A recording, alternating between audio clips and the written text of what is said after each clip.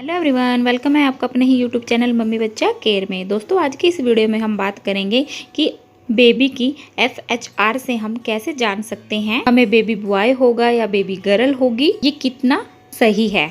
जैसे ही लेडीज को pregnancy conceive होती है वो यही ढूंढने लग जाती है कि FHR से हम कैसे जान सकते हैं कि हमारे गर्भ में लड़का है या लड़की। देखिए, कई लोगों की ये फिक्स चीज हो जाती है, उन लोगों का अनुमान थोड़ा सही हो जाता है कि FHR उनकी इतनी चली है। जैसे 140 स्टार्टिंग में सोनोग्राफी कराई थी उसमें, सेकंड सोनोग्राफी कराई उसमें, मतलब कि वो एक अनुमान लगा लेते हैं उनको बेबी बॉय होगा। तो वो वैसे भी भगवान के हाथ में है, जो भगवान ने देना होता है वो तो आता ही है, और कहीं ना कहीं ये तुक्का लग जाता है। इसका ना तो कोई डॉक्टर प्रूव बताते हैं, इसका कोई साइंटिफिक प्रूव है। दिल की जो धड़कन होती है प्रेगनेंसी के टाइम, अगर 145 से या 140 से कम हुई तो लड़का होगा, 150 से ऊपर हुई तो लड़की होती है। अगर मैं अपनी बात बताऊं, जब मुझे गुड़िया हुई थी उसकी FHR अगर हम देखें, उसकी FHR 140 ही थी और मैंने 3 सोनोग्राफी कराई है। सोनोग्राफी में 3 में ही 140 आई है। मैं तो यहाँ से बिल्कुल भी अंदाजा नहीं लगा सकती भी FHR से धड़कन ज्यादा होने से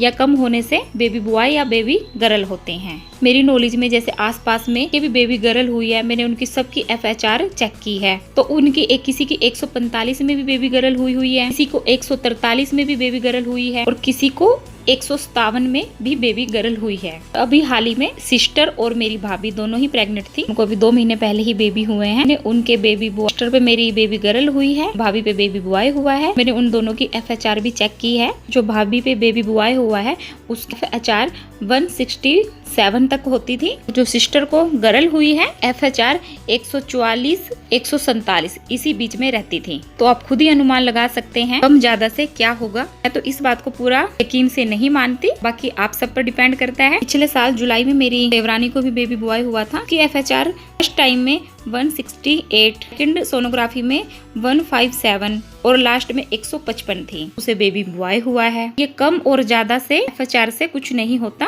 फालतू का भ्रम है। और हाल ही में अभी मेरी फ्रेंड को भी बेबी बॉय हुआ है, उसकी FHR 160 थी सेकंड सोनोग्राफी में और लास्ट वाली सोनोग्राफी में 150 थी, तो उसे भी बेबी बॉय हुआ है। यहाँ पे बिल्कुल भी आप अंदाजा नहीं लगा सकते कि 145 से जो नीचे थी उनको बेबी बॉय होगा और 150 से जिनके ऊपर है उनको बेबी गर्ल होगी। ये तो बच्चे के स्वास्थ्य के ऊपर डिपेंड करता है। बच्चा पौष्टिक आहार हम बच्चों को अच्छे से दे रहे हैं, बच्चा हमारे अंदर अच्छे से है, अच्छी वाइब्रेशन दे रहे हैं, उसकी धड़कन ऐसी खुशी के मारे धड़केगी।